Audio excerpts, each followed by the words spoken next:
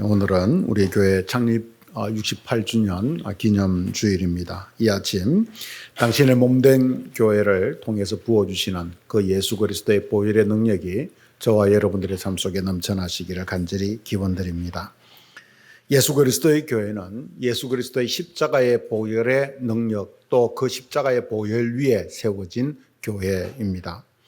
우리 교회도 이 예수 그리스도의 보혈의 공로로 믿음의 고백 아래 지금부터 68년 전 1957년 8월 15일 이 곡강 땅에 세워졌습니다. 오늘은 우리 교회가 바로 그 예수 그리스도의 보혈로 세워진 날을 기념하는 68번째 교회의 생일입니다. 우리는 매년 창립 기념주일을 맞이할 때마다 이 날을 통해서 우리는 단순히 이 날을 기념하는 것으로 끝내는 것이 아니라 이곳에 당신의 교회를 세우신 목적이 무엇일까? 그리고 이 교회를 통해서 하나님께서 우리들에게 원하는 것이 무엇일까라고 하는 것을 다시 한번 돌아보는 그런 기회로 삼아야 합니다. 그 목적에 따라 우리 교회의 역할과 또 할 일이 무엇인지, 그리고 지금 이 변화되어가는 시대 속에서 우리에게 새롭게 주어지는 사명은 무엇인지 우리는 그것을 놓치지 않도록 하나하나 돌아보는 그런 시간들을 가질 수 있어야 하는 것입니다. 교회는 사람들이 모여서 이루어진 그러한 곳이지만, 하지만 이 교회는 여러 사람들의 모임처럼 단순한 친교단체는 아닙니다.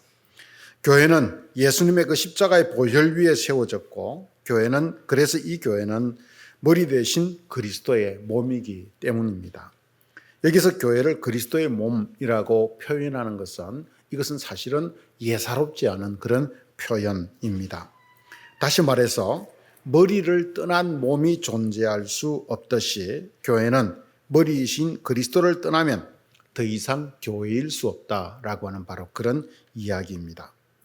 아무리 교회의 십자가가 높게 꽂혀 있고 또 아무리 교회의 건물이 멋있게 지어져 있다고 할지라도, 또 아무리 그 교회에 많은 사람들이 모여 있다라고 할지라도 거기에 예수 그리스도께서 머리 되지 못하고 그 예수가 주인 되지 못한 그런 교회라고 한다면, 그래서 주님의 뜻이 이루어지지 못하는 곳이라고 한다면 그곳은 더 이상 교회라고 말할 수 없을 것입니다. 2000년대를 기점으로 해서 한국 교회는 점점 더 쇠락의 길을 걷기 시작하더니 코로나 이후에 급격한 위기를 맞이하고 있는 그런 시대를 우리는 살고 있습니다. 이런 교회의 위기는 외부적인 환경에 의해서 우리들에게, 시대의 흐름과 그런 외부적인 환경에 의해서 우리에게 주어지는 그런 위기이기도 하지만, 그보다 더 큰 원인은 우리의 내부적인 데 있는 것이 있다라고 보는 것이 더 옳은 시각인 것 같습니다. 다시 말해서 세상의 흐름이 아무리 빨리 흘러도, 세상의 흐름이 아무리 변해가도 거기에 교회가 그리스도의 몸된 자리를 제대로 지키고 있다면, 그 정체성을 바로 지키고 있다면, 교회가 그리스도를 교회의 주인으로 온전하게 모시고 있다면 그 어떤 어려움도 이겨나갈 힘과 능력을 우리는 바로 주님으로부터 얻기 때문입니다. 그래서 지금은 종교개혁자들이 외쳤던 그 외침, 아드 폰테스라고 하는 그 외침을 우리는 외칠 수 있어야 됩니다. 근원으로 돌아가자라고 하는 바로 그 운동이 우리에게 필요하다라고 하는 이야기지요.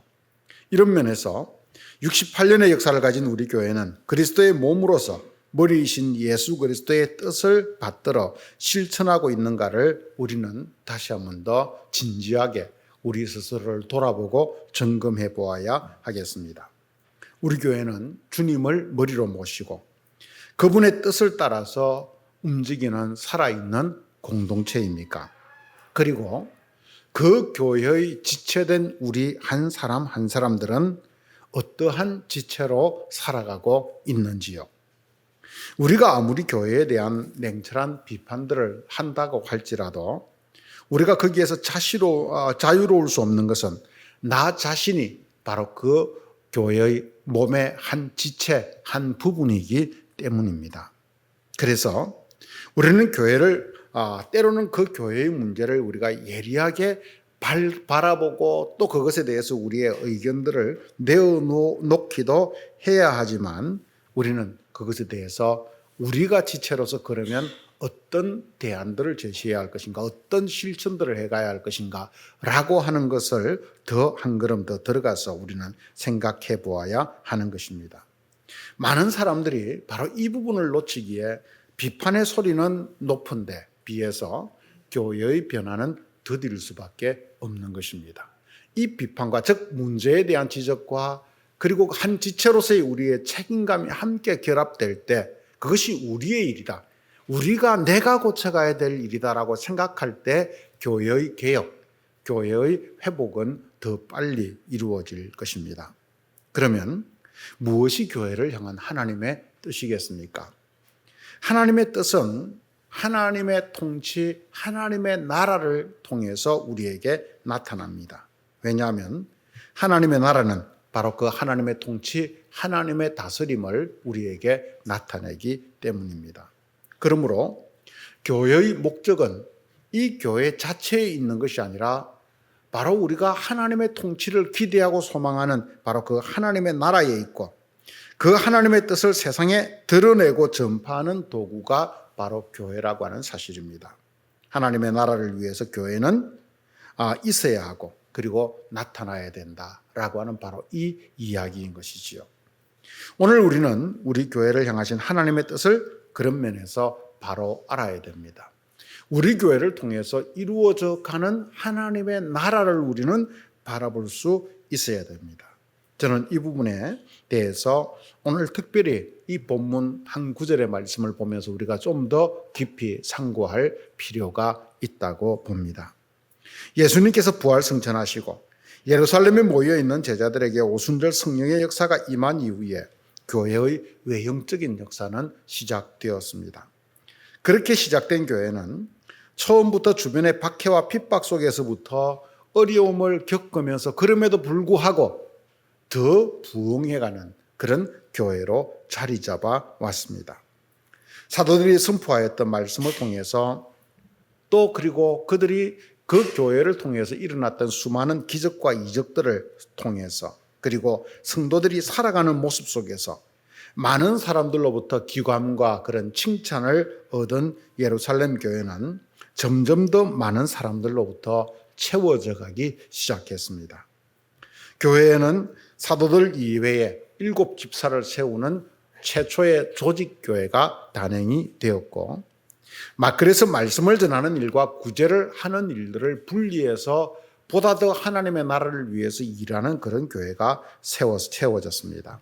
하지만 그런 가운데 사도 야고보가 죽고 스데반이 돌에 맞아 죽는 순교의 아픔도 있었습니다.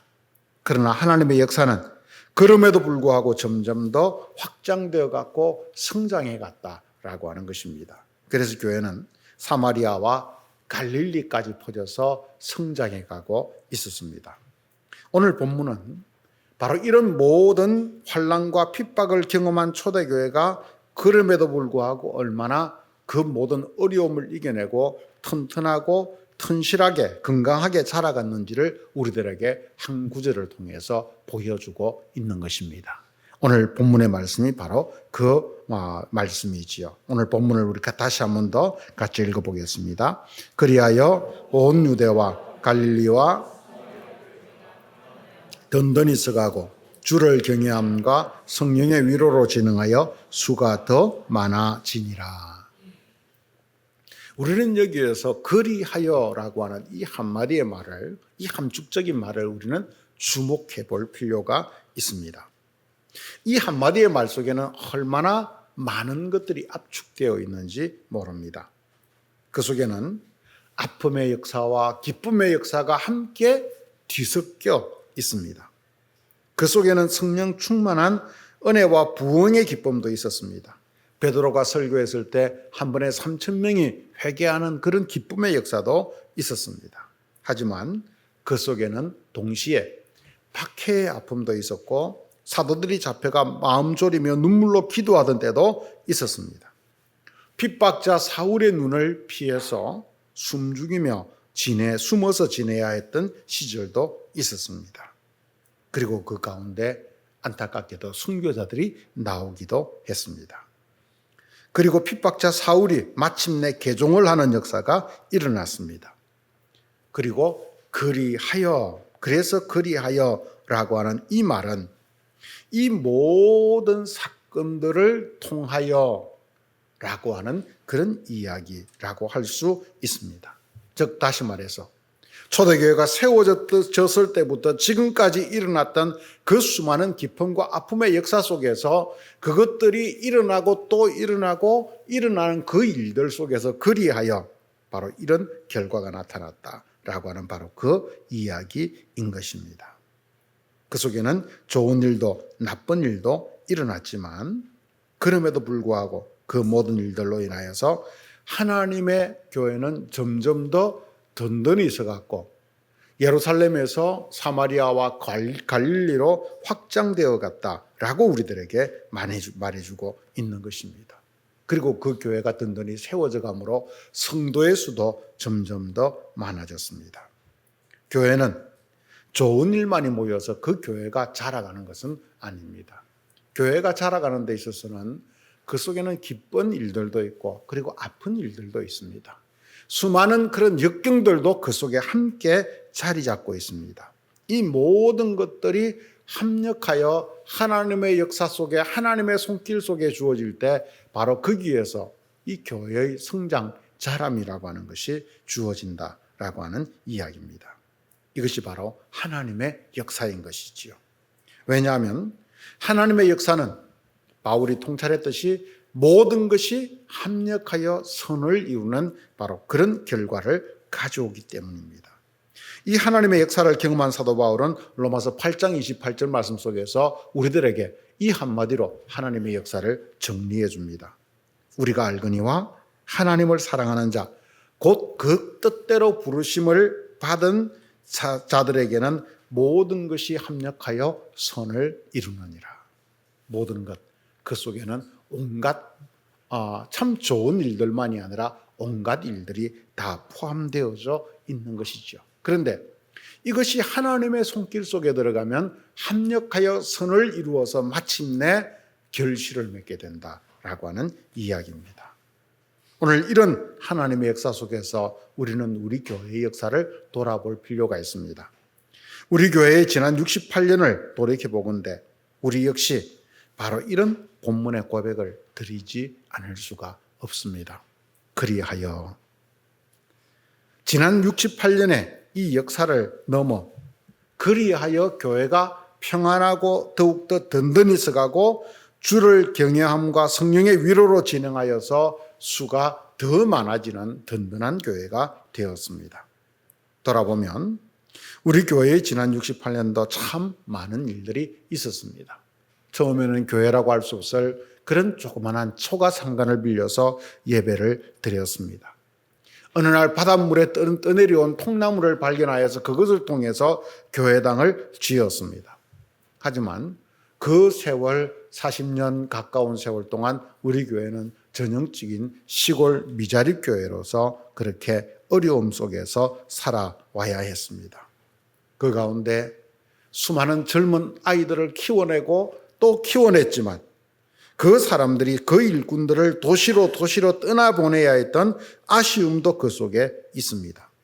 그러나 그럼에도 불구하고 조금씩 자라오던 교회가 이제는 제법 그런 모든 것들을 통해서 든든히 서가는 선교회가 되었습니다. 지금의 이 교회당을 새롭게 짓게 되었고 또 참 이 미약한 힘이지만 미자립 교회를 돕는 일이나 해외 선교를 하는 일들 속에도 우리가 동참을 하게 되었습니다.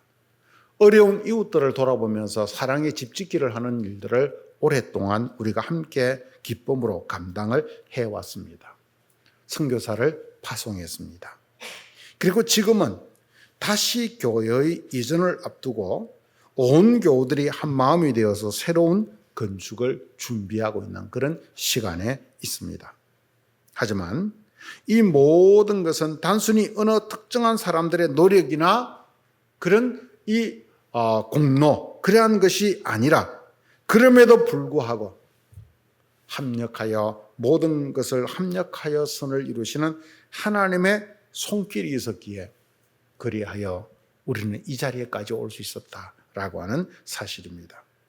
이처럼 합력하여 선을 이루시는 그 하나님의 역사를 통해서 보면 교회는 앞으로도 하나님의 은혜 가운데서 더욱더 든든히 서가게 될 것이다 라고 하는 것을 우리는 믿음의 눈으로 내다보게 됩니다.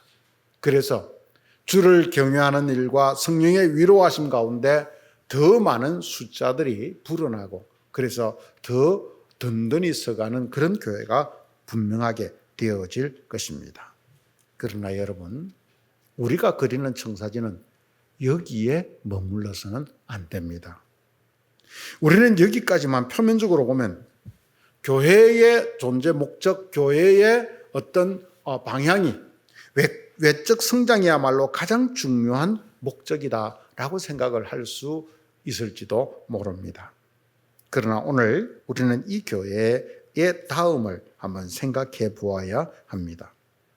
오늘 본문에 결론적으로 나타나 있는 그리하여 마침내 예루살렘과 사마리아와 갈릴리 땅에 든든히 선 그 교회의 모습은 이것이 하나의 절정의 어떤 이 모습, 열매로 우리들에게 나타나 있기도 하지만 이것은 사도행전의 역사 속에서 보면 또 하나의 큰 과도기에 해당하는 시기였습니다.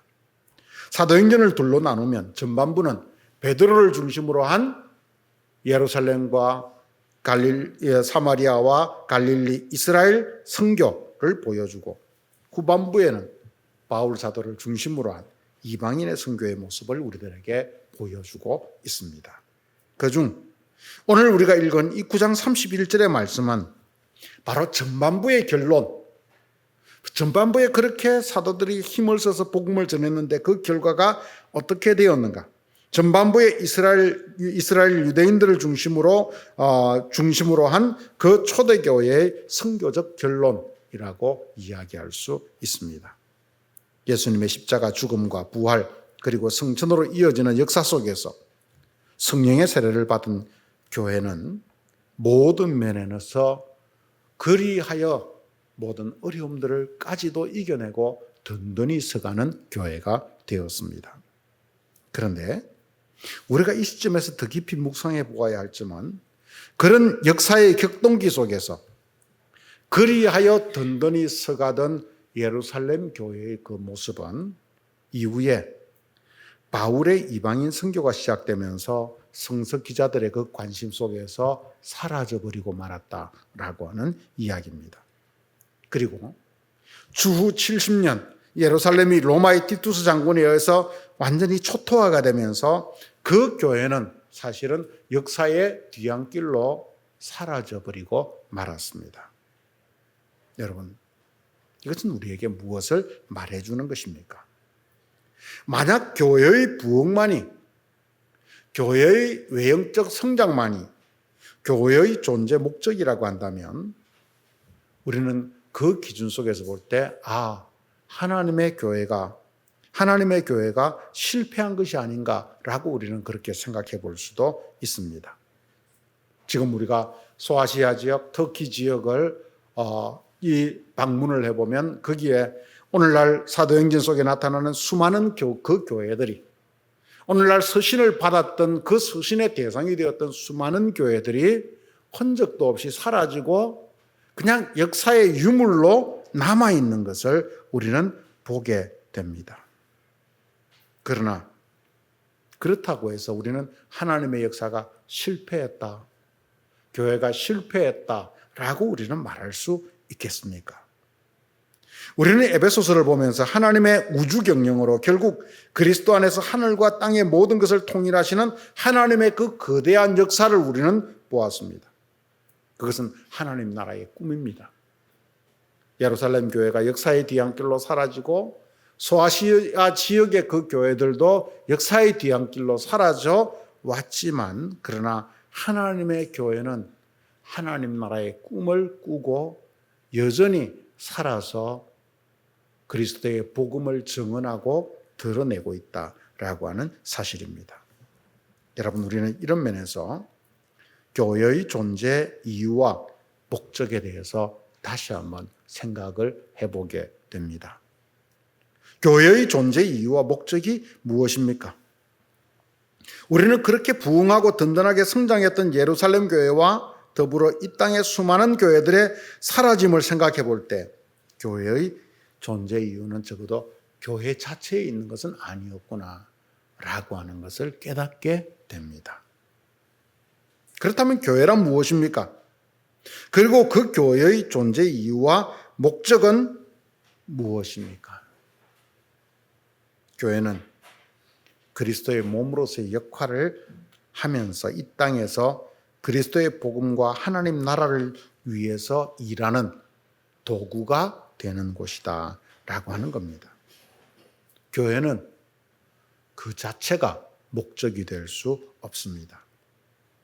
교회는 하나님의 선교에, 하나님의 나라에 쓰임받는 도구로 이 땅에 한시적으로 존재하는 그런 곳일 뿐입니다.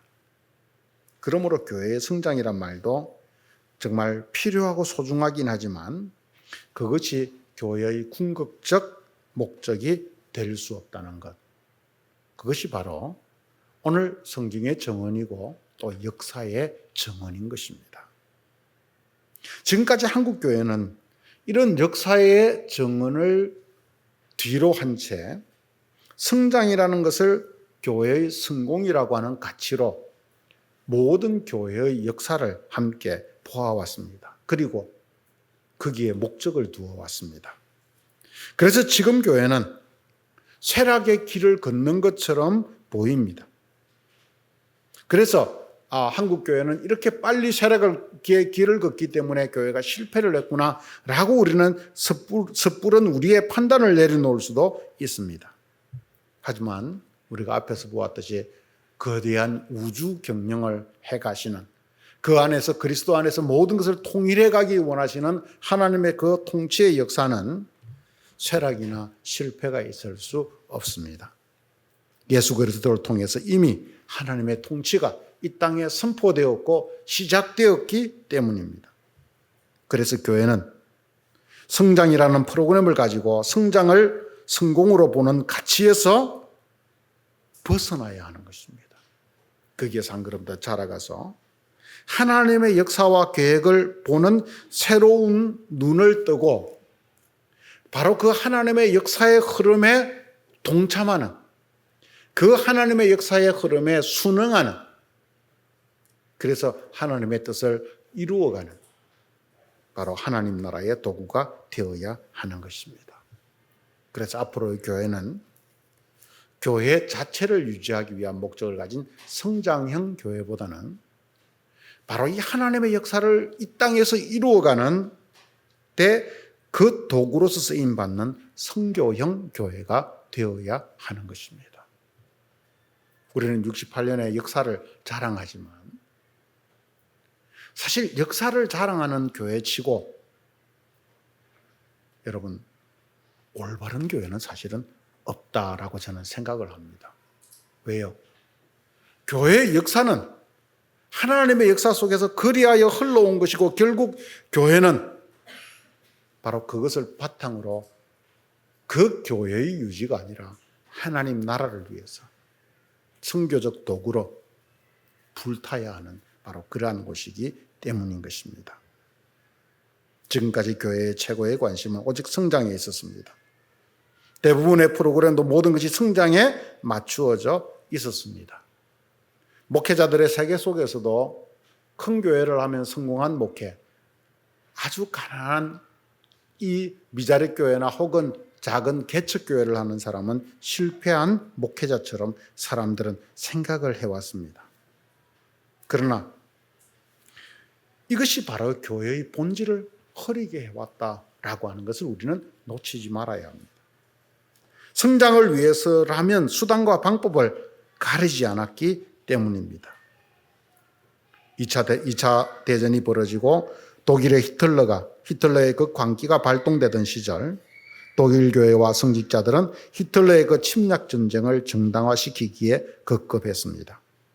그 무렵 독일의 젊은 신학도로서 미국에 머물러 있던 디트리 보네프는 고국 독일로 돌아가서 히틀러의 만행을 막기 위한 비밀 결사에 가담을 하게 되었고 결국 그는 잡혀서 젊은 나이에 순교를 당했습니다. 하지만 그의 가르침과 그의 외침, 그의 글들은 오늘 우리들에게도 여전히 큰 울림을 주면서 다가오고 있습니다. 보네프는 그 엄혹한 시절 교회가 무엇인가라고 하는 것을 생각하면서 그는 교회의 자리라고 하는 글에서 교회를 우리들에게 이렇게 말을 해주고 있습니다. 오늘 주보에 실은 글입니다. 예수 그리스도의 교회는 이 세상 안에 있는 공간입니다. 예수 그리스도의 주권이 모든 세상에 선포되고 증언되는 공간입니다. 교회는 자신을 위해서 유지되는 것이 아니며 끊임없이 자신의 경계를 넘어서는 공간입니다. 그 까닭은 교회가 이 세상 안에서 자신의 유지를 위해 투쟁해야 하는 어떤 제2단체의 공간이 아니라 예수 그리스도 안에서 모든 현실의 근원이 증거되는 공간이기 때문입니다. 교회의 공간은 세상에서 자기 영역을 확보하려고 세상과 다투기 위해 있는 것이 아니라 세상은 하나님이 사랑하셨고 화해하신 세계로서 존재한다는 것을 증거하기 위해서 있는 것입니다. 교회는 자신의 공간을 세상에 확대하려고 하거나 또 그렇게 해야 한다고 생각해서는 안 됩니다. 교회는 예수 그리스도에 대한 증언과 또 예수 그리스도를 통한 하나님과 세상의 화해에 대한 증언으로 세상을 섬기는 데 필요한 만큼의 공간 외에 더 큰 공간을 요구해서는 안 됩니다. 교회는 자신의 공간을 위해서가 아니라 세상의 구원을 위해 힘쓰므로써 자신의 공간을 지킬 수 있습니다. 그렇지 않으면 교회는 자신의 일을 위해서만 투쟁하는 종교단체가 될 뿐 하나님의 교회, 세계의 교회가 되기를 포기하게 됩니다. 하나님의 교회에 속한 사람들의 첫째 과제도 마찬가지입니다. 자기 자신을 위해서 존재하지 않는 것. 다시 말해서 어떤 종교단체를 만들거나 경건한 생활을 하는 것이 아니라 세상을 향해 예수 그리스도의 증인이 되는 것이 바로 그것입니다. 성령께서 그들에게 자신을 내어주심으로써 그들을 무장시키십니다. 보네표의 글은 오늘날 우리 교회 이 본질이 흔들리는 우리 이 교회 속에서 우리 교회가 서야 할 자리가 어디인지를 돌아보게 하고 정말 진지하게 생각하게 해줍니다. 교회는 복음의 증언과 낮은 곳을 숨기는 숨김의 공간 외에 더 큰 공간을 요구해서는 안 된다는 것이 보네프의 주장입니다. 교회는 자신을 존재하기 위해서 살아가는 곳이 아니라 하나님 나라를 위해서 존재해 가는 곳이 될 때 그 교회는 유지될 수 있다라고 보네프는 우리들에게 이야기해 주고 있습니다. 그래서 자기 영역을 확보하고 영향력을 과시하려는 욕망에 의해서 충동된 성장은 오히려 예수 그리스도에 대한 증언의 걸림돌이 되기 때문입니다. 오늘 우리는 그 성장이 그리스도의 복음의 증언, 진리의 증언, 이 땅에 하나님 나라의 통치를 선포하는 그 일에 오히려 걸림돌이 되는 것을 우리는 정말 우리의 두 눈으로 목격하고 있지 않습니까? 우리 교회는 이런 길을 걸어가서는 안 됩니다. 사랑하는 성도 여러분, 우리 교회가 세워진 지 68년이 되는 해에 우리는 우리의 달려온 길을 돌아보며 감사해야 합니다. 그리하여 우리는 정말 은혜 안에서 이곳까지 왔습니다.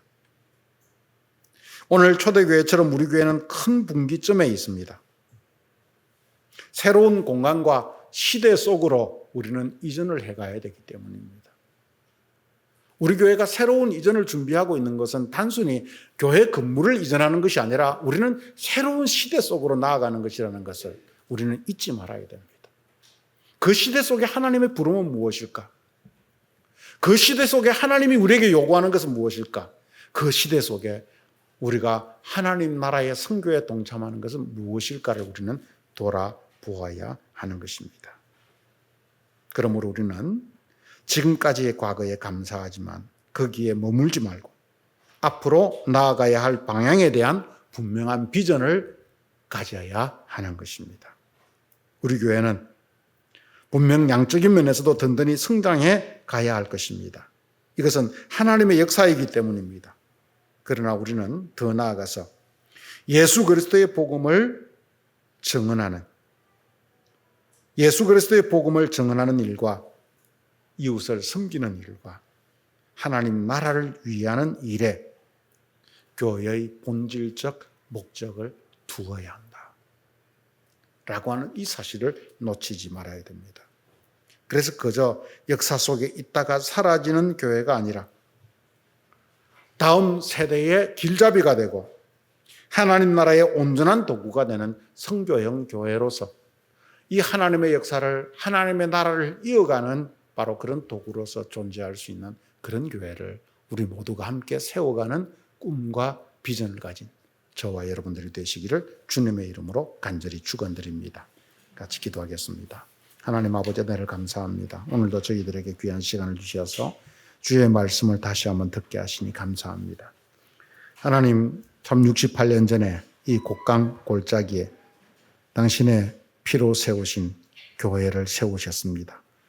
그 교회를 통해서 이곳에 너무나 많은 사람들을 살리고 또 키우셨음을 감사합니다. 그리하여 저희들은 지금까지 지금까지 저희들이 흘러왔음을 고백합니다. 하지만 주님, 저희들은 지금 마치 초대교회처럼 분기점에 있다는 사실을 잊지 않도록 도와주시옵소서. 우리가 이 교회를 이전하고 섬기는 것이 단순히 교회의 유지를 위한 것이 아니라 하나님 나라, 하나님 선교, 하나님의 꿈을 위한 것이라는 사실을 잊지 않고 바로 그 하나님의 뜻에 순응하고 순종하고 순복하는 그런 교회로 우리 모두가 세워져 가도록 인도하여 주시옵소서. 그래서 주님, 이 땅에 우리만 존재하기 위해서 발버둥치는 성장형 교회가 아니라 미래를 위해서, 하나님 나라를 위해서 우리를 내어놓을 수 있는 선교형 교회로 우리 교회가 자라가도록 인도하여 주시옵소서. 예수님의 이름으로 기도드렸습니다. 아멘.